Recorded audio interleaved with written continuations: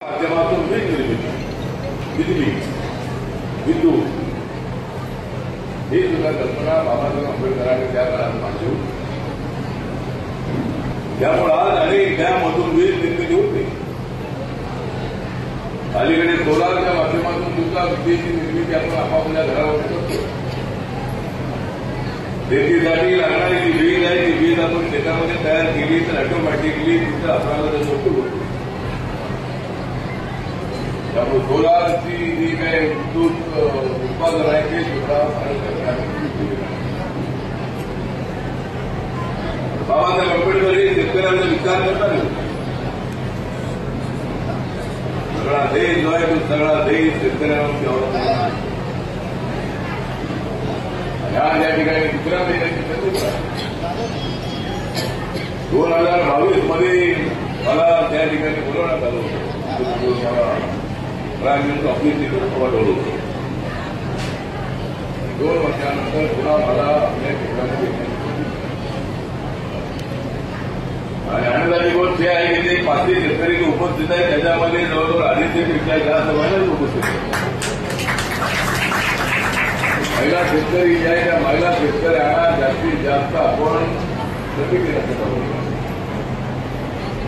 अनेक वेळेला आमची बहिणी विधवा होते. अनेक वेळेला हार्ट अटॅक आणि आजारपणामुळे कॅन्सरचा रोग हा शहरापेक्षा खेड्यामध्ये जास्त आपल्याला आढळतो. महिलांमध्ये जास्त आपल्याला हा रोग आढळतो.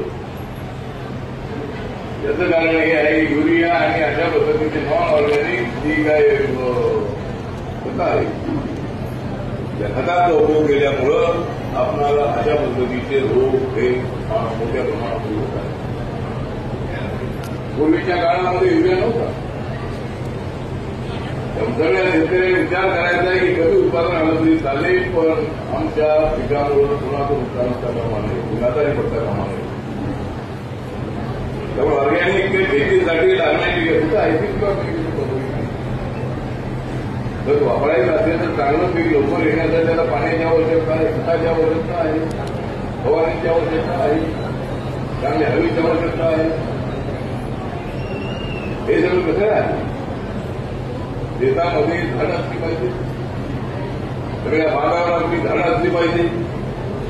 शेतामध्ये हॉर्टिकल्चर असेल तर ती झाडं त्या ठिकाणी असतात. आंब्याची झाडं असतील किंवा नारळीची असतील, केळूची असतील, बोराची असतील, लिंबूची असतील, अशा पद्धतीचं झाडं जी आहेत ती झाडं हॉर्टिकल्चरमध्ये आपण लावली पाहिजे.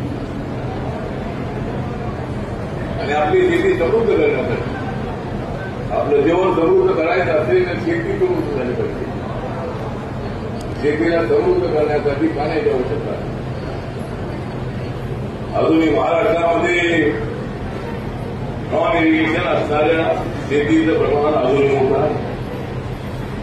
पंजाबमध्ये गेलो, युपीमध्ये गेलो, हरियाणामध्ये गेलो तर लोक खालीच पाणी.